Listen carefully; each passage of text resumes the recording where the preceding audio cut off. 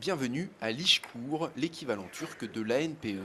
Ici, la reprise spectaculaire de l'économie turque après la crise, c'est quelque chose que l'on lit dans les journaux, beaucoup plus que sur ces tableaux d'offres d'emploi. Ça va quand même mieux que pendant la crise. On l'a mieux surmonté que les autres pays. C'est vrai que la croissance est bonne, mais ça ne change rien pour les chômeurs.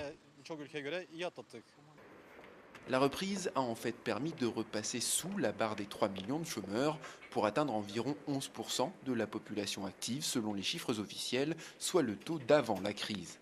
Pour cet économiste, la Turquie devrait au mieux en rester là. Avec une population en augmentation constante, l'économie turque aura du mal à trouver du travail à tout le monde. La Turquie a besoin de créer beaucoup d'emplois chaque année. Nous estimons 500 000 au moins. Et pour avoir ces emplois, il faut au moins avoir une croissance de l'ordre de 5,5%. Donc c'est juste pour tenir le nombre de chômeurs, si vous voulez, fixe. Et ça ne va pas, bien sûr, permettre une amélioration rapide. Comme environ 300 000 enseignants diplômés mais sans poste en Turquie, Ali Reza se contente de contrats temporaires payés entre 250 et 400 euros par mois en fonction du nombre d'heures. Une solution adoptée par le gouvernement pour contenir le budget de l'État qui force Ali à trouver d'autres moyens de gagner sa vie. Pendant l'hiver, je suis professeur vacataire.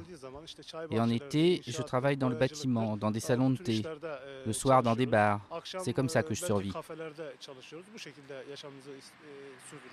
Des jeunes diplômés qui font des petits boulots ou sont tout simplement au chômage, une situation qui n'a pas empêché le gouvernement turc de décider l'ouverture de dizaines de nouvelles universités. Le Premier ministre Recep Tayyip Erdogan a d'ores et déjà balayé les critiques sur le sujet en déclarant qu'il vaut mieux être un chômeur diplômé qu'un chômeur sans diplôme.